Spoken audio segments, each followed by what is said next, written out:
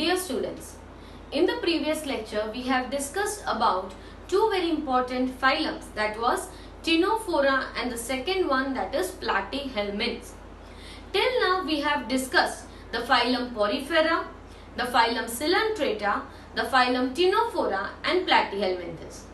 In this, as you can see, the level of organization in the Porifera was cellular level, whereas in the case of Coelenterata, the level of organization was tissue level. In Ctenophora also, the organization was tissue level, but in the case of Platyhelminths, the level of organization was the organ level.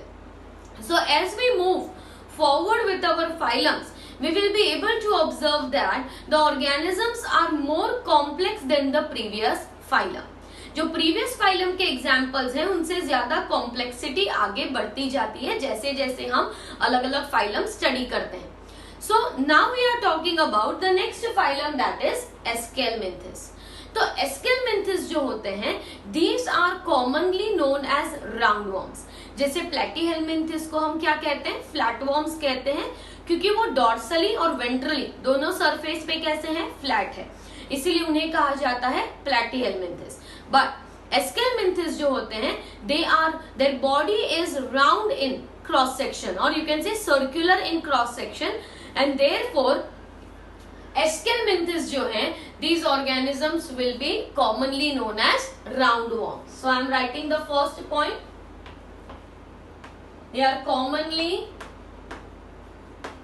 known as roundworms. They are commonly known as roundworms because their body is circular in cross section. तो अगर उसका cross section लिया जाए तो क्या दिखता है कि ऑर्गेनिज्म जो है वो कंप्लीटली सर्कुलर है, इसीलिए इन्हें कहा जाता है राउंडवॉर्म्स. जबकि प्लैटीहेलमिंथिस कैसे थे, डॉर्सल और वेंट्रल दोनों ही साइड से फ्लैट थे, ठीक है, इसलिए उन्हें कहा जाता है फ्लैट वॉर्म्स. दोनों के पीछे टर्म आ रहा है हेलमिंथ्स, मतलब दोनों ही कैसे हैं, वर्म लाइक ऑर्गेनिजम्स हैं. So both platyhelminthes as well as aschelminthes are worm like organisms. So aschelminthes का अगर हैबिटेट की बात की जाए, so where are they found, aschelminthes are both aquatic and terrestrial, मतलब इनमें ऐसे भी फॉर्म्स होते हैं जो थोड़े पानी में रहते हैं, ऐसे भी ऑर्गेनिजम्स इंक्लूड होते हैं जो लैंड पे रहते हैं, मतलब टेरेस्ट्रियल होते हैं. Some are free living, some are free living and some are parasitic. Okay, so there are different types of Aschelminthes. कई एस्केलमेंथिस पानी में होते हैं, कई एस्केलमेंथिस लैंड पे होते हैं, कई ऐसे भी होते हैं जो फ्री लिविंग हो या तो पैरासाइटिक हो. पैरासाइटिक मतलब होस्ट ऑर्गेनिज्म के अंदर रहेंगे and they will grow there. अगर आपको पता हो तो एक बहुत ही कॉमन डिसीज है जिसे कहा जाता है elephantiasis, and that occurs by an Aschelminthes, जिसे कहते हैं वुशेरिया. ये एक ऐसा वर्म लाइक ऑर्गेनिज्म है, it belongs to Aschelminthes, and this is responsible for causing the disease called elephantiasis, क्योंकि वो आपकी लिम्फेटिक वेसल्स में रहता है, वहां पे ग्रो होता है, and when it continuously grows over there, fluid accumulates in the region of the legs and that results into enlargement of the legs, right? तो ऐसा एक सीवियर डिसीज होता है, that is due to Aschelminthes. तो Aschelminthes जो होते हैं वो फ्री लिविंग भी होते हैं और पैरासाइटिक मतलब एंडोपैरासाइटिक भी होते हैं. That was about their habitat. Next, if we talk about their symmetry, though they are roundworms, symmetry radial नहीं होती, इनकी सिमेट्री कैसी है, बाइलेटरल. ठीक है, रेडियल सिमेट्री के लिए सिर्फ आपको याद रखना है तीन ही phylum, Coelenterata, Ctenophora and the third one is Echinodermata. ये तीन फाइलम के अलावा सब में सिमेट्री बाइलेटरली होती है, मतलब it is divisible into two equal halves through the axis passing between them, or you can say plane passing through them. It can be divided into two parts, two equal parts. तो symmetry है bilateral. अगर हम उनके level of organization की बात करें तो level of organization अब ज्यादा डेवलप्ड है, इसीलिए organ system level of organization, मतलब इनके पास क्या होता है, ऑर्गन सिस्टम्स होती है. अभी तक किसी के पास सेल्यूलर था, किसी के पास टिश्यू था, किसी के पास ऑर्गन था. अब क्या है, organ system of level of organisation, मतलब इनके बॉडी में वेल डेवलप्ड ऑर्गन सिस्टम्स होते हैं. डाइजेस्टिव सिस्टम होता है, एक्सक्रीटरी सिस्टम होता है. तो सिस्टम्स यहाँ पे अभी प्रेजेंट है. तो level of organisation is organ system. अब सबसे इंपॉर्टेंट चीज, वेदर दे हैव सिलम और नॉट. तो सिर्फ एस्केलमेंथिस ऐसा फाइलम है जो कैसा है, सूडोसिलोमेट, राइट. इसके पहले हमने क्या डिस्कस किया था, प्लैटीहेलमिंथिस. पर प्लैटीहेलमिंथिस कैसे होते हैं, acoelomate. They are triploblastic but they are acoelomate. The first time the coelom is pseudocoelomate, मतलब coelom is present in the form of scattered pouches in the layer of mesoderm. जो मिजोडम होता है उसमें स्कैटर्ड पाउचेस की तरह सिलम present होता है, जिसे कहा जाता है pseudocoelomate. And it is a peculiar character of only aschelminthes. और किसी फाइलम में ये कैरेक्टरिस्टिक नहीं है. अगर हम जर्म लेयर्स की बात करें तो obviously these are going to be also triploblastic. Okay, so germ layer obviously coelom present है, राइट. सीडोसिलोमेट है ये ऑर्गेनिजम्स. तो अब इनका organ system level of organisation है, तो इनके जर्म लेयर्स भी कैसे होंगे, तीनों होंगे, ectoderm, mesoderm and endoderm. So they are triploblastic organisms. अब हम बात करते हैं उनके स्पेशल सिस्टम्स के बारे में. तो डाइजेस्टिव सिस्टम कैसी होती है, इट इज कंप्लीट मतलब दो ओपनिंग्स होते हैं, माउथ भी होता है और एनस भी होता है, इसीलिए कंप्लीट डाइजेस्टिव सिस्टम होता है. There is presence of a muscular pharynx.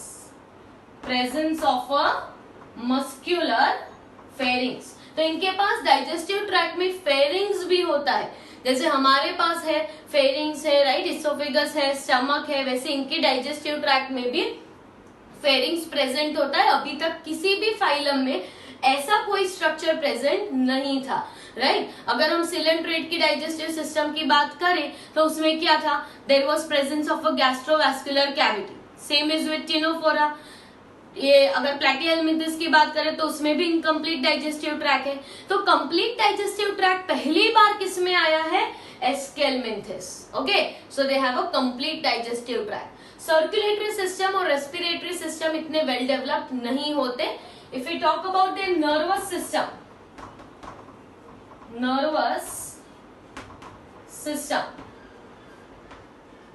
There is, अब नर्वस सिस्टम में क्या होता है कि there is presence of only ganglia. Ganglia is mass of nerve cells. Okay, there is presence of ganglia, मतलब nerve cells present होते हैं पर इतने वेल डेवलप्ड और एक्सटेंसिव नहीं होते कि पूरा ऐसे ब्रेन और स्पाइनल कॉर्ड और ऐसे नर्वस सिस्टम नहीं होती कंप्लीट. सिर्फ थोड़े बहुत नर्व सेल्स होते हैं जो फंक्शनिंग रहते हैं, इसीलिए नर्वस सिस्टम में गैंग्लिया प्रेजेंट है.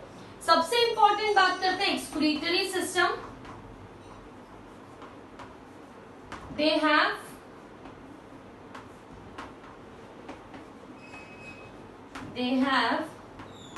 an excretory pore by which the waste can be removed.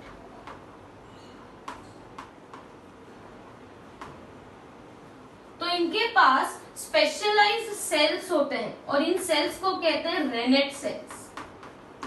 The cells meant for excretion and osmoregulation are known as renette cells. पर ये जो रेनेट सेल्स होते हैं वो ओपन होते हैं इनटू अ स्मॉल पोर, और ये पोर जो है वो वेस्ट को एलिमिनेट करता है आउटसाइड द बॉडी। तो इनके पास प्रेजेंस होता है एक्सक्रीटरी पोर का, through which the waste can be eliminated out. तो एक्सक्रीटरी सिस्टम भी इनमें प्रेजेंट है। तो आप देख सकते हो डाइजेस्टिव सिस्टम भी है, एक्सक्रीटरी सिस्टम भी है, थोड़ा बहुत डेवलप नर्वस सिस्टम भी इनके पास प्रेजेंट होती है।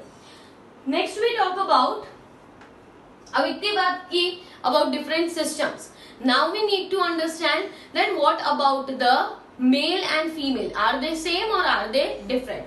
सो for the first time the sexes are separate, sexes जो होते हैं वो सेपरेट होते हैं। और सेक्सेस का सेपरेट होना मतलब there is two different entities, right? Male organism is different than female organism, and we can say that sexual dimorphism is observed.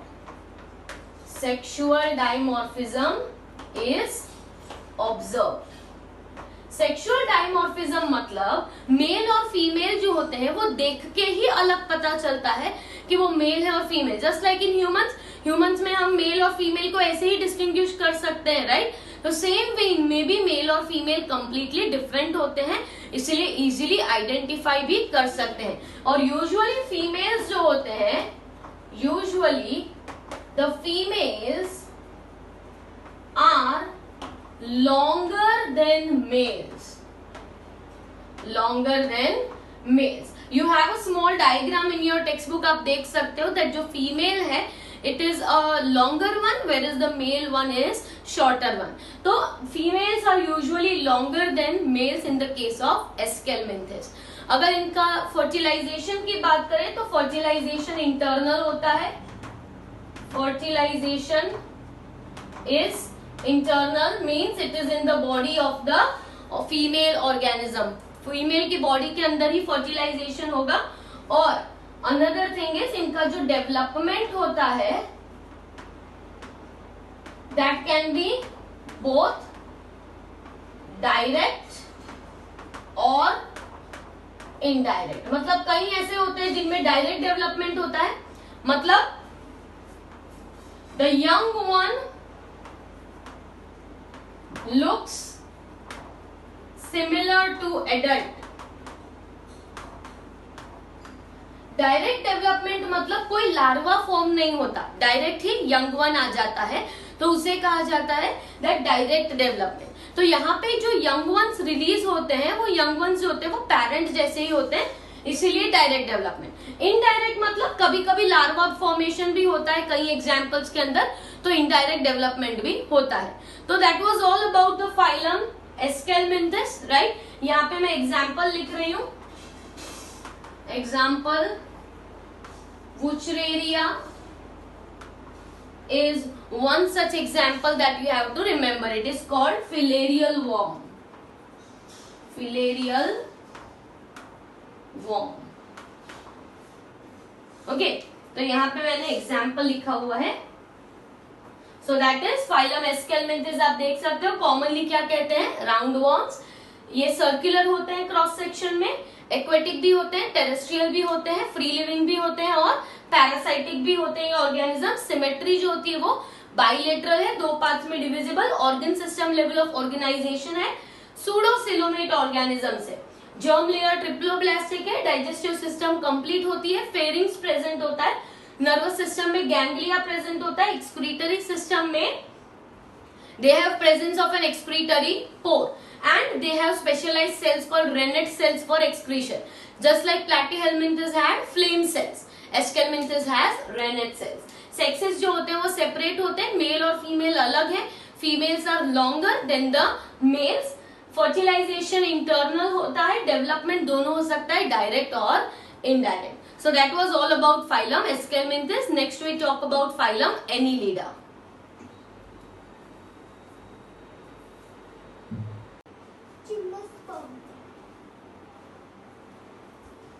The next phylum to discuss is phylum Annelida. We have seen that the phylum Aschelminthes already has an organ system level of organization. So we can conclude one thing, that all the phylums which we are now going to study will be having at least organ system level of organization. Annelida is one of the common phylum which can be observed, and the very common example of Annelida is earthworm. ठीक है, तो earthworm जैसे जो organisms होते हैं, right, earthworm है, Leach है, ये सब बिलोंग करते हैं to the phylum Annelida. So Annelida की एक पेक्युलर कैरेक्टरिस्टिक हमने ऑलरेडी पहले डिस्कस की है, and that is metameric segmentation. इनकी जो बॉडी होती है that is divided into several segments, and each equal size segments are known as metamers. So let us have a look upon phylum Annelida. First we talk about the habitat of these organisms. तो habitat जो है, annelids are both, that is they are aquatic, in which they are fresh water, or marine. They are terrestrial, and some are parasitic or free living. Right? मतलब ये जो organisms हैं वो aquatic भी होते हैं, राइट, एक्वेटिक में भी फ्रेश वाटर भी होते हैं, मराइन भी होते हैं. Other than that they all are terrestrial भी हो सकते हैं, मतलब लैंड पे, जैसे कि अर्थवॉर्म है that is found on the soil, right, तो टेरेस्ट्रियल भी होते हैं. Some of them are parasitic, जैसे कि मैंने कहा leech is a blood sucking organism, तो लीच जैसे ऑर्गेनिजम्स पैरासाइटिक भी होते हैं, और कई ऑर्गेनिजम्स फ्री लिविंग, मतलब they are not dependent upon any host, free living organisms भी होते हैं. So that was about the habitat. अगर हम सिमेट्री की बात करें, so these organisms also have a bilateral symmetry. इनकी सिमेट्री कैसी है? बाइलेटरल. बाइलेटरल मतलब equally divisible into two equal halves through the axis और the plane passing through the centre. तो दो हाफ्स में डिविजिबल भी होते हैं, राइट. अगर हम जर्म लेयर्स की बात करें तो these organisms are triploblastic. So they have presence of 3 layers, that is ectoderm, mesoderm and endoderm. तीनों layers present है. Xylem, these organisms will be coelomate. A well developed xylem is present. तो देखो platyhelminthes triploblastic है, पर हाँ बराबर triploblastic है but acoelomate है, right.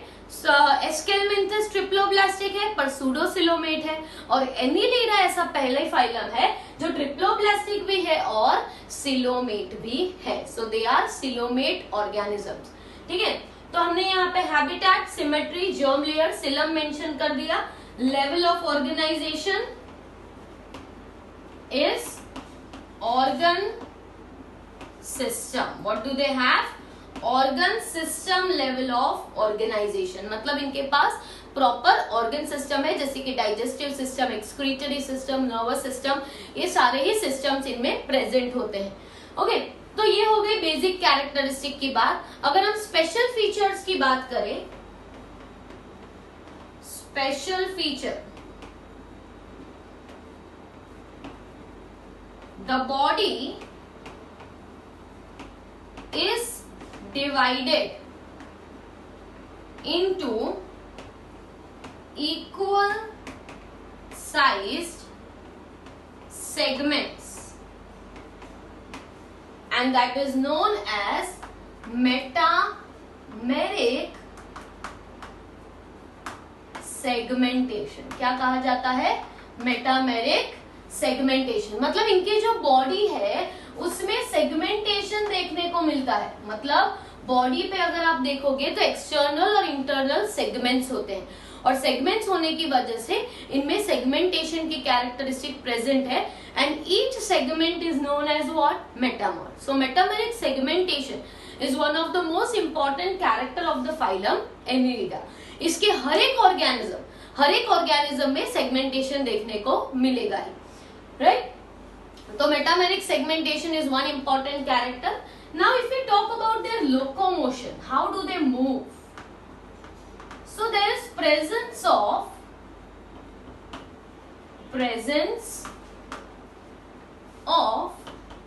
longitudinal and circular muscles. इनके पास दो तरह के मसल्स होते हैं, लॉन्जिट्यूडनल मसल्स भी होते हैं और सर्कुलर मसल्स भी होते हैं. तो that helps in the movement of these organisms. So as they have presence of different types of muscles, longitudinal and circular muscles, they help in the locomotion. So यहाँ पे मैं लिख रही हूँ help in locomotion. And mainly जो earthworm होता है, earthworm has a specialized structure called setae for locomotion. earthworm में locomotion के लिए क्या है? setae. setae जो होता है वो circular muscles में से there is a small bristle like structure that is developing in the case of earthworm. तो उस setae की मदद से earthworms जो होते हैं वो move होते हैं. तो earthworm के पास setae है, but nereis जो है, nereis is an aquatic organism. ठीक है, nereis जो है वो पानी में देखने को मिलता है. It is one of the annelids which lives in water. And nereis has a specialized structure called parapodia for locomotion. What does nereis have?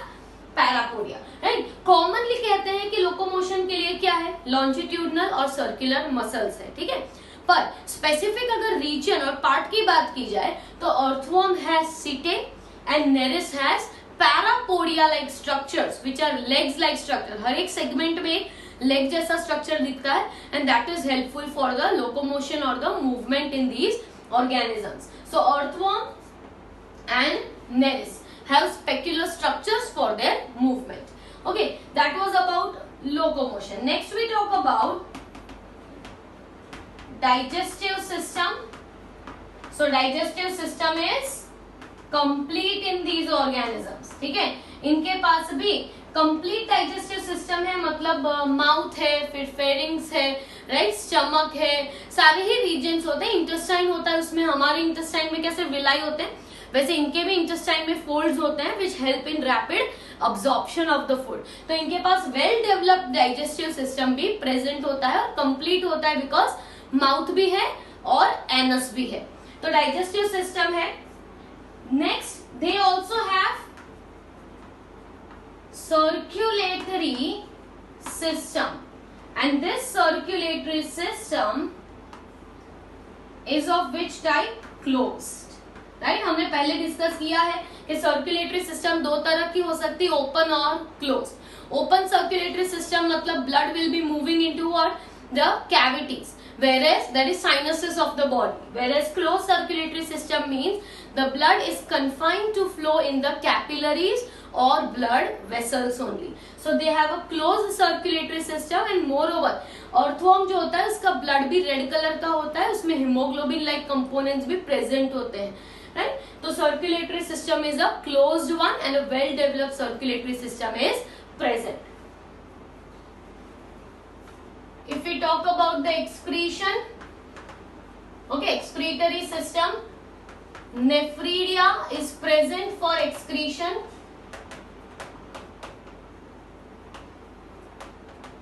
Nephridia is a structure, जैसे प्लैटीहेलमिंथस में फ्लेम सेल्स, एस्केलमिंथस में rennet sales, वैसे ही annelids के अंदर nephridia. ये nephridia जो होते हैं वो अलग अलग तरह के होते हैं. फेरेंजियल नेफ्रीडिया होते हैं, सेप्टल नेफ्रीडिया होते हैं.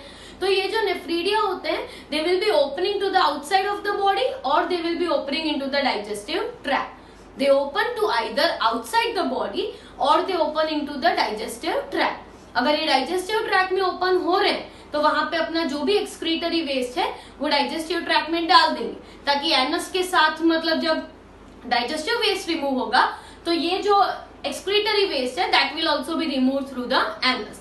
तो नेफ्रीडिया होते हैं उनमें और वेल डेवलप्ड होते हैं. अगर नर्वस सिस्टम की बात करें, नर्वस सिस्टम दे हैव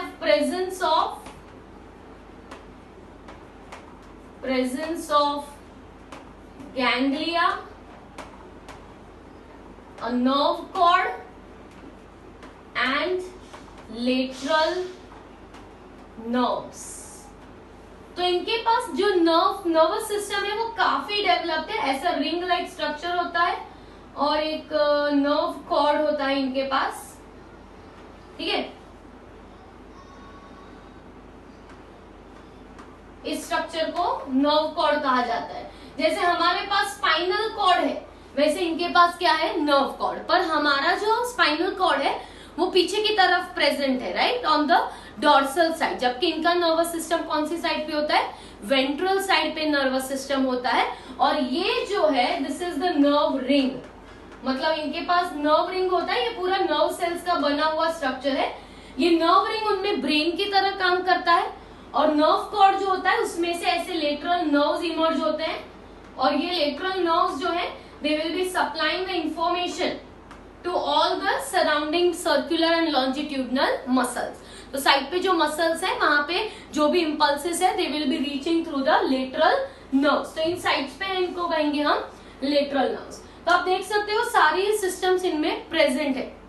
अगर हम रिप्रोडक्शन की बात करें तो इनमें सेक्सेस जो है they are separate as well as in some of the organisms they are common, right. तो सेक्सेस जो होते हैं that can also be either separate और either they are common also. और रिप्रोडक्शन जो होता है मतलब फर्टिलाइजेशन होगा, रिप्रोडक्शन होगा, उसमें डेवलपमेंट भी डायरेक्ट और इनडायरेक्ट दोनों तरह का हो सकता है। तो यहाँ पे this is about Annelida phylum, right. So you will be writing it, preparing it, all the concepts. देख लेते हैं वापस एक बार। Habitat जो है वो है aquatic, fresh water. It can even be terrestrial. Some of them are parasitic, some of them are free living. Symmetry bilateral, germ layer triploblastic, xylem coelomate होते हैं। Organ system level of organization, body पे क्या होता है, segments होते हैं, metameric segmentation देखने को मिलता है। लोकोमोशन के लिए सर्कुलर और लॉन्जिट्यूडनल मसल्स हैं।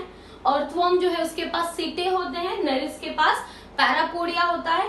डाइजेस्टिव सिस्टम कंप्लीट है, सर्कुलेटरी सिस्टम क्लोज है। एक्सक्रीशन जो है नेफ्रीडिया प्रेजेंट होता है। नर्वस सिस्टम के लिए ganglia, nerve cord, lateral nerves present होते हैं। Some species are monoecious, some are dioecious, right. Dioecious मतलब सेक्सेस जब सेपरेट होते हैं तो उसके लिए टर्म यूज होता है डाइशियस, और सेक्सेस अगर सेम हो तो उसे कहा जाता है monoecious. So I am mentioning the examples over here, so you may note it down from there.